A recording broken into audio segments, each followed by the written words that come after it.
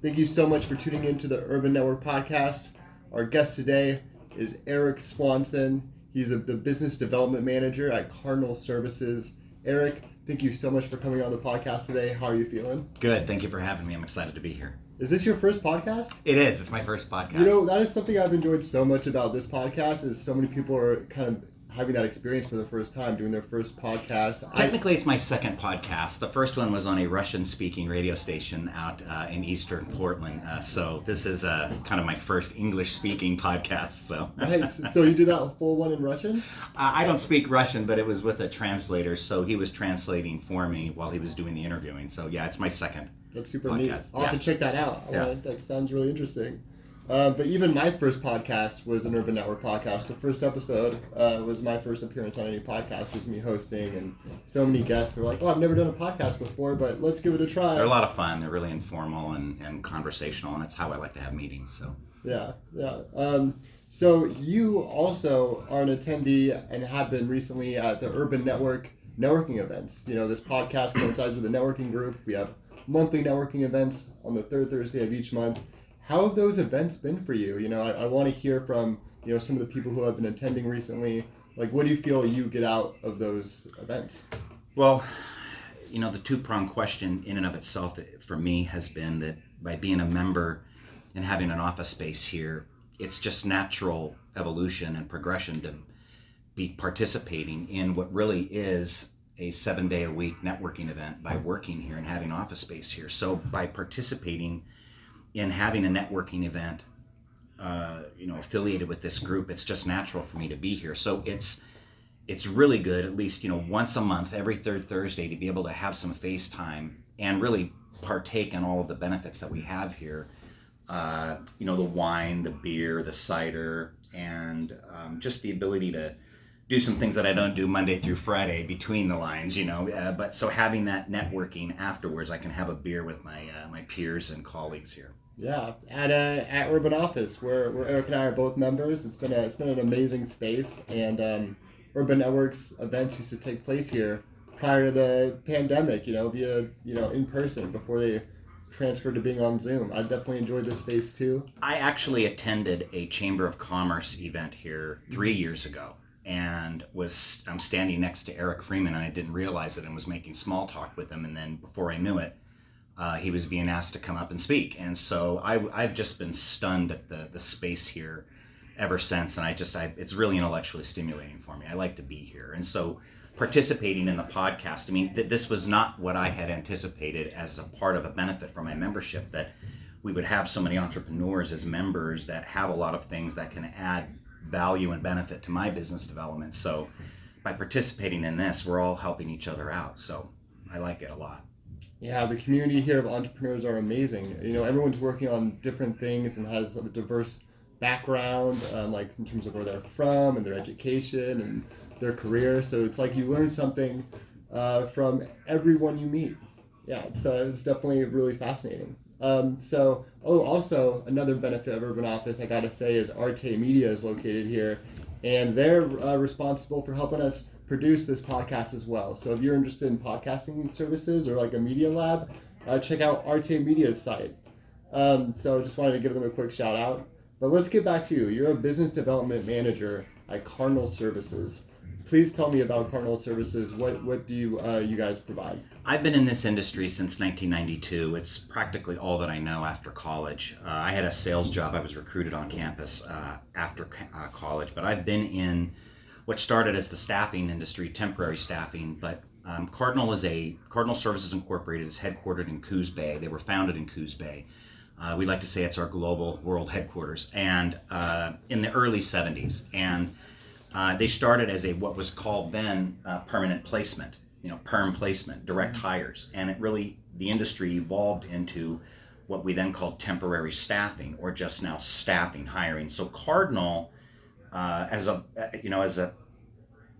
part of our services in placing employees, we are then usually contracted with paying them on a weekly basis. And so by paying them, we're taking on services that the employer otherwise does not choose to want to do so. So Cardinal Services is a business services firm that's focused on employment-related complexities that business owners face every day. So for us and our purview, that would be payroll, human resource administration, workers' compensation administration, any type of staffing, personnel hiring that needs to be done, workers' comp claims, claims management, and then risk and safety services. A lot of our businesses today, I think the value that they're getting from us is based on current events. It's based on regulatory compliance, which is a constant moving target even today, hourly, in terms of what is now going to be open with respect to COVID, what is not going to be open. If somebody gets injured, if somebody gets the virus, is that a workers' comp claim? And it's a very tenuous and provocative time for employers. So we really encompass all of the business services that the business is not otherwise set up to be doing. Businesses don't wake up all of a sudden to say, hey, I'm excited to do payroll and HR and workers' comp. They're here to do their media services or make a widget. The byproduct, the cost, is what we deal with, the cost centers. Yeah, that's really cool that you focus on pretty much everything besides what the entrepreneur or business owner was passionate about. Correct. It's like all that tedious work that they really didn't get into that industry for. Well, what we want to be doing ultimately is, we want to fix the gap, plug the gap, fix the hole, give that employer the remedy that they need. But inevitably, the problem that was created, that we were brought in, let's just say that there's an opening, a job that's available, or somebody got injured. We need to fix it. We got to triage it. We got to plug that hole. We got to get somebody placed out there. We've got to give them a service that they need. But ultimately, what created that issue, we ultimately find out that it was something else upstream that created the issue downstream. So for us, it's a lot of communicative, consultative dynamics with the business owner, because we want them focused on what they do best. Mm-hmm. What they do best is not managing a workers' comp claim. And that's a cost. And so what we want to try to do is find those businesses that just say, I'm not very good at this. This is not something I want to do. And then we can do it smarter, better, faster. And what do those businesses generally look like in terms of size, like amount of employees? Do you work with anyone all over the United States, or do they need to be located in like the same area that your offices are located? Excellent question. The types of industries that we work with is really, we're a reflection of our clients. And I met a fellow one time that I said, what does your client base look like? What do you specialize in? And he said, we have clients that are coffee makers, florists. We're in the floral business and coffee making business. So we work with what we would kind of distill down to office clerical. This would be office and office professional type of a dynamic, where they're in a high-rise building and they need staffing or payroll or some type of outsourced business dynamic. We also work with manufacturing, where an employer needs 5 people on an assembly line or 3 people on a graveyard shift. Or a business is starting from scratch and says, hey, I've got the people, I just need you to do all of this stuff. Just take all this stuff off my plate. So we are also providing workers' compensation in a great many of our relationships, where we have employers where we're just doing payroll services, where we're doing staffing services with payroll and workers' comp, and then so on and so forth. So the types of businesses that we work with is really based on a risk assessment. What do we want to take on for risk? I have a lot of employers that call me that are roofers. Mm-hmm. And we can work with roofers, certainly, but having somebody above ground is a very scary proposition for any of us. And so that's a hard employer to provide risk services to, say, or underwrite workers' comp. So we don't work with everybody, but we work with employers that have hopefully said, we need you to fix us. We need you to help us work safer. So we will take on risk, but it's a matter of how much risk and how much do we need to do to support that risk and invest back into it. So the industries that we work with are light industrial, manufacturing, professional, nonprofit, and so on and so forth. So really, we work with everybody. Thank you. Yeah, no, that's a huge range of industries. It is. Yeah, very significant. But certainly in Oregon, food processing, wood products, logistics, warehouse distribution, transportation, things of that nature. Those are really near. Construction is a big employer for us in Oregon, and it's quite frankly keeping the economy in stride right now is our construction contractors out there. Yeah, I hear the amount of like new construction in Oregon and Portland is huge, both It's in residential and commercial. Yes, and we support the employers that typically are anywhere from 100 employees or less. A sweet spot for us is really an employer that has 50 or less, 25 employees or less. Why? Because these employers are employers that tend to not have a human resource department. My father got a degree in industrial engineering. As a matter of fact, I saw my birth certificate from 1969 yesterday. I'm 52, and it said my father, his occupation was industrial engineer. Well, that's evolved into human resources. And so he worked for U.S. Steel out of college. Well, they can afford that. Yeah. I would venture to bet that Urban Network as a company does not have a human resource department. They do not have a payroll department. They do not have a... Or urban office. Urban office, forgive me. And so the businesses that we work with are employers that don't have that and do not want to bring on administrivia. That's cost. And if you can find somebody like us that can do all of these disciplines, payroll, HR, workers' comp, into really a turnkey solution, those smaller employers can be eligible to be getting access to large employer benefits and large employer resources. So Cardinal in Oregon, we work predominantly in the confines of Oregon and California, Northern California, and throughout Washington. So we really stay regional, which is what I want to do, because I want to work with local businesses locally. So we don't have a desire to get into other states. We really want to focus on what we do and what we know best, which is, ground level intel to the local communities that we support here in Oregon. So I'm curious about what you do as a business development manager, what your role is. Like, what does your day-to-day look like? I am certainly not economical with my words, so I'm on the phone a lot and I'm talking a lot. My job is to make it happen and to do things like this. So certainly marketing, business development, seeking out employers that would be perhaps targeted or interested in our services. Any employer that's at that kind of threshold of 50 to 25 employees or less. I do a lot of channel marketing development where I'm looking to develop referral channels, referral partners. Urban Network is one, for example.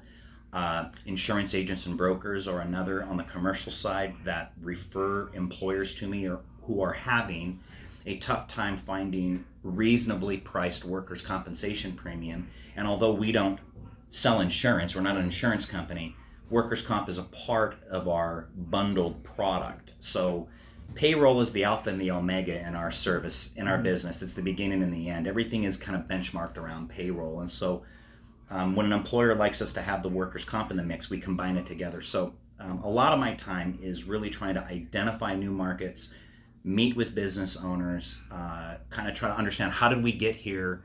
Yes, we can give you a better rate, but once we get you into a better spot, Mr. and Mrs. Business Owner, what are you going to do now? I mean, you're not going to be dealing with workers' comp claims anymore. You're not going to be dealing with unemployment issues anymore. These people aren't out to get you anymore. These evil employees, sometimes that they'll say behind closed doors because, and really what they're doing is they're blaming themselves because they have not been able to give the training and the management apparatus that they really want. And so we can come in and create that admin for them while they then can focus on profits and rising and raising pay rates and wages once that profitability goes up. So we want to try to reduce cost and administrivia for businesses so it can free up ultimately profits and growing wages. Because if you can retain employees, that's what you want. Hiring new employees is always much harder and costly than recycling, for lack of a better term, but retraining and redeveloping employees. So, we want to try to create livable wages and long-term growth with our employers. So a lot of my time is really communicating with business owners, which is what I really love doing. Proposals, presentations, it's nonstop. It's a lifestyle. Networking, yeah. Yeah, it's a lifestyle. I mean, it really is. My favorite parts about being a business owner is just like communicating with people and just learning about, what drives people, what are their values, what made them who they are today. Because that's a big part of branding yes. and marketing, but also just networking and meeting people and, starting to collaborate on new projects and whatnot. But it sounds like Cardinal Services, it's not only alleviates business owners of tasks they might not necessarily want to do, but it could save them time and money in the process. The time part is always the soft cost dynamic. Well, how much time is it taking you to do this? And, you certainly can put a scientific pen to it, but the hard cost is what employers tend to really look at the most. And so, for me, what I think has made me helpful in my career has been that I was a business owner. I bought a franchise of what's now called Express Employment Professionals. It was called Express Services, Temporary and Permanent Personnel in 1992. I bought a franchise out of college with my uncle, and it really set the stage for where I am now. And I knew what it was like to be a business owner. I drove out from Pittsburgh, Pennsylvania alone in my little 4-cylinder ragtop Jeep and drove out to Salt Lake, and sight unseen, didn't know anybody. And literally, trailblazed out there and put a flag down, didn't know a single soul. And within 10 years, we were what's called a Circle of Excellence office. And I had probably 300 or 400 employees out on a weekly basis. And from working on the biz or working in the business over the first 3 to 4 years of that nine-year experience, you start to evolve from working in the business to then working on the business. And what I originally started doing when I was a business owner, which was, I was the first one in, last one out. I was my own janitorial service. I, certainly read my own mail, did my own things. I did everything myself for the first 3 to 4 years, did my own company's payroll for our temporary employees. I learned every desk of the business. And so when I got to a point where I knew what I was doing and the business was succeeding, and it was sustaining itself, then it was now more about the profit and loss statement, the leverage, how do I become a better operator? And some of these things that I was doing that I thought were just, no, let me do it, because it's quick and easy, meant me coming in after hours and coming in on the weekends. And, I didn't need to be doing, cleaning my bathrooms every day. There were some things I needed to be doing more profitably with my time and for my employees. So that's what I mean when I sit down with a business owner, having that experience as a business owner, when I can see in writing that we're going to save them as an employer $20,000, $30,000 a year. Now, what are you going to do with that money? And so, in a way, you're not going to be able to complain anymore that you've had all these issues. It's gone. So moving forward, and I look at it that way, I had to learn a lot of this on my own. So when I see a business that I tend to work with a lot, which is, say, a construction contractor that maybe worked for somebody for 5-6 years, and now they have a pickup truck, and now they have a logo on their truck. You can be a great painter. You can be an excellent painter, but that does not mean that you're going to be an excellent owner of a painting company. And so I've learned from those mistakes, and I know how to mess something up as a business owner. So, my experience as a business development manager has meant that, I didn't have anybody setting my alarm for me or kind of saying, here's what we need you to do today, Eric. And so today, I've been in business development because I still carry myself as an owner. I own the responsibility. I'm nervous and I'm a worrywart. I have tons of anxiety every day because I worry about I'm not getting enough done. I'm not. That's what motivates me. I do have a motivation of fear, of being left out, of missing on something. So, for me, FOMO, as some people call it. Yes, that's right. The fear of being missing out. And so, my FOMO has been really self-guiding for me to be entrepreneurial and get up. And I love what I do. It's my passion is talking to business owners and learning, and every new meeting is a learning experience for me. It sounds like those relationships that you built with your customers and people that you work with probably is one of the things that are motivating you to do your best every day. When I'm talking to employers, and I have a portfolio of clients that I manage out of our beachfront here in Portland, I should say beachhead, and I have clients all throughout the state, and I'm continuing to grow. And these are employers that have hundreds of employees all over the state, and I'm managing them right here in the Portland office through our website or our Oregon offices. We all work together. So, I've really enjoyed the ability to be able to work locally and not be on a plane traveling somewhere out of state, and really being focused on being a tool for the Northwest business owner. Yeah, that's really great to like have your career come full circle where you were maybe struggling with those extra tasks like Hmm. payroll, HR, And you have an staffing. inflection point. We all have to migrate ourselves through the plateau. You get to a certain point, and business owners, we all have our own plateau, whatever it is, social, economical, emotional, political, but specifically with business, how do we help that business owner migrate through the plateau and give them opportunities to leverage what they have and then grow it? That's just rhetoric, but really it's trying to get to that business owner. I need payroll. Well, okay, well, why? I just need payroll. Well, what's they're frustrated. They're already sounding frustrated. What? It's not me, so I haven't been given a chance to get them frustrated. I know that, so I'll talk to them, and you come to find out that the reason they're here is because of what happened there. And so I want to fix this, but I gotta know. It's like a doctor. We can fix the issue, but we can stop the bleeding. But why is it bleeding? So we deal with businesses that are having a lot of pain in a lot of different areas. So we can help. It's great. But what sticks out about Cardinal Services? Like, there's probably other businesses that offer staffing, payroll, and whatnot. But what makes Cardinal Services kind of unique or advantageous? I can really say several things, but it's really our people and it's the high touch customer service. Mm-hmm. That is a cliched comment.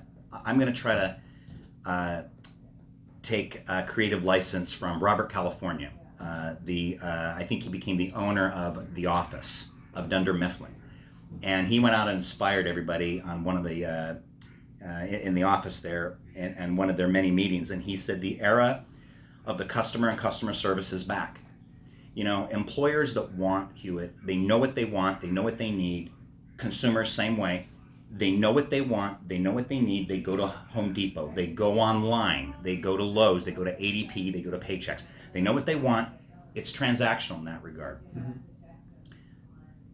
In the example of The Office, well, why not just go to Office Depot or Office Max? So in that regard, what we provide is a service to the employer that knows what they want, but they don't know how to deploy it, or they don't necessarily know where to get it, or they don't necessarily know everything about it, and they need a little bit of consult and a little bit of service. So the high touch service part is we are people. We're in the people business. So we've really got to be touching, checking pulses, and checking in with people, shaking hands and kissing babies, COVID aside. So I think what separates us is that we're Oregonians, we're Oregon-based. We've been around since the 1970s. The average tenure of Cardinal employees is over a dozen years. That satisfies me a great deal because me being in this business since 92, I don't even want to know what the math is on that, over 25 years, 30 years, but I've really worked for two companies. And so it's hard for me in a first introduction to say, I'm your guy, I'm going to be around a while. But while I'm, and I've been with another company prior to Cardinal, been with Cardinal going on several years now, and it's nice when I chose Cardinal that there were a lot of people that have been there a long time. That's a good thing, and that's a good thing because you have stability, tenure, and a knowledge base. And so folks like me come in with a lot of energy and that knowledge base, and it just becomes kismet, hopefully. So Cardinal is really a Main Street employer, and we're not up in an ivory tower on the third floor of a Class A office building somewhere. We really are roll up our sleeves. We go to church with these people. We go to networking events with them. They really become a part of our community. So we are the community, and the difference between us and a larger employer is they get lost in the shuffle. Yeah. And that's, for me, being passionate about small business owners, to hear them on the phone and 1-800 this, and it's just, you don't have time for that, and I want to be able to provide that service locally. That's where we come in. Yeah, I think like customer service, quality customer service, and maintaining those relationships will never go out of style or lose importance in business. It'll only become a more important thing for businesses to focus on. If you're a fan of The Office, you'll know what I'm talking about. I probably absolutely mangled it, but he said the era of the customer is back, and I really like that. And it really is. Well, you look at The Office as a dying paper supply company. Mm-hmm. Well, they were providing a service. I'm a huge The Office fan, but they provide a local service with touch, and there's a value to that because our employers don't just need payroll. they're calling us and finding out, well, gee, I need help with my PPP loan. I got to get payroll data, and I have to get it broken out by this and this and this. And if we're not there, that could take days for them to figure out. And so, I want employers to be given the services and the support that I didn't think that I had, even though I was a franchisee. I just know what it's like to be a business owner. So how can people get a hold of you or learn more about your services if they wanted to? Certainly. Call me, 503-970-8406. My name, Erik, at cardinal-services.com, www.cardinal-services.com. And I believe that's our website. I'm pretty sure that is. And you know what? I'll also put this information in the description. So if you're watching this, check out the description to see the link below. And, we've got a really neat promotion right now that really evolved from COVID, but it's payrollcure.com. It's a free payroll model. And we're not the show me state like Missouri, I think, is, but there is something about Oregon that I've learned since being here in 2000. It is a business that is heavily in the state transacted eye to eye. If I'm in this region, my shtick might not play real well in a different part of the state. So I have to really be adaptable and understand where I am and who I'm talking to, and really be aware of who I'm communicating with. So it's a very diverse, complex state, which is why I love it, because they all have the same issue. They all want to take care of their employees. I don't know many employers that don't want to do right by their employees. So I have a very high regard for our business owners. They want to pay well. They want their employees to manage the businesses for them, so they can be freed up to go do the things that they want to do. So I think the past year has really opened up a lot of businesses' eyes about employee retention, about employee communications, and the strong will survive. And we want to be helping those employers that maybe haven't identified yet or self-identified that they need help, and we want to help them. Well, I think that's a beautiful sentiment to end this podcast on. Erik, thank you so much for coming on the Urban Network podcast today. Thank you very much. Yeah. Appreciate it. Thank you for all your help getting it together. Of course, yeah. And if anyone's interested in coming to one of our virtual networking events, please visit urbannetwork.biz. And thanks again, Erik, and thank you everyone for tuning in. Have a great day.